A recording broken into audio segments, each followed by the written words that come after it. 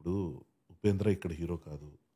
అతన్ని నేను అభిమానిస్తానన్న మాట ఉంది గానీ, ఆయన సినిమాని ఒక ఫ్యాన్ లాగెళ్ళి ఎలాగున్నా చూసేసి హిట్ చేద్దాం అన్నది కాదు కదా ఇక్కడ పాయింట్. హ్మ్. హ్మ్. నేనేం చెప్పడానికి ట్రై చేస్తున్నానంటే, నువ్వు పెట్టే రూపాయికి నువ్వు సినిమా చూసి తిట్టు. కానీ తిట్టడానికి సినిమాకెళ్ళకు. యాహ్! నేను ఉపేంద్ర మూవీ గురించి గొప్పగా చెప్పాను. నాకు తెలిసి చూస్తున్న ఆడియన్స్‌లో చాలామంది ఏంటంటే, అదే తెక్క సినిమారా ఈడే తెక్కలోడు నచ్చింది అనేస్తారు తప్ప, హ్మ్.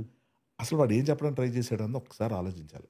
హ్మ్. ఆలోచిస్తే స్ట్రిప్ చేసేసాడు బాస్. హుహు. మోసాలు చేసేవాళ్ళని, స్కాములు చేసేవాళ్ళని, హిపోక్రసీతో ఉండేవాళ్ళని. అండ్ మనం ఎంతసేపు ఏమనుకుంటాం, పొలిటీషియన్స్ మోసాలు చేసేస్తారు, హ్మ్. పబ్లిక్ అమాయకులు, వాళ్ళు పాపం ట్యాక్సులు కట్టుకొని బలైపోతున్నారు, ఇది అది ఇలాంటివన్నీ తీసినా మనం అవును, ఎందుకంటే నేను కూడా అదే అని హ్మ్. రివర్స్ చేసాడు.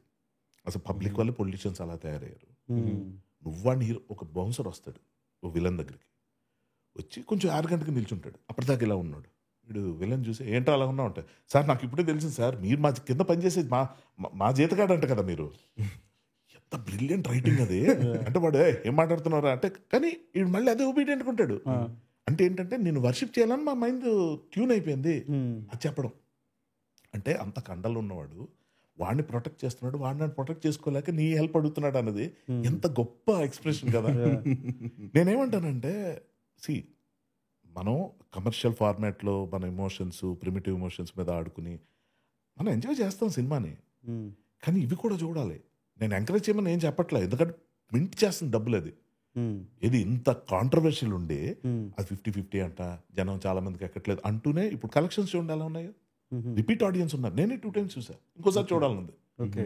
ఎందుకంటే థియేటర్ ఎక్స్పీరియన్స్ డిఫరెంట్, అది ఓటీటీ సినిమా కాదు అది.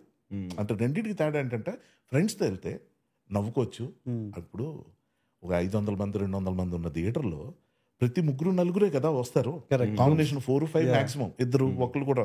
బట్ మల్టిపుల్ డిఫరెంట్ పరిచయం లేని మనుషులు కూడా రియాక్ట్ అవుతుంటే హ్మ్. ఒక కమ్యూనికేషన్ అది. Yeah. వాడు నవ్వే నవ్వుకి, వాడు కొట్టే చప్పట్లకి Yeah. మనం తెలియకుండా వాడితో కొరిలేట్ అవుతున్నాం. యాహ్! ఆ ఎక్స్పీరియన్స్ ఎలా మిస్ అవుతాం? ద కమ్యూనిటీ ఎక్స్‌పీరియన్స్ అది. కమ్యూనిటీ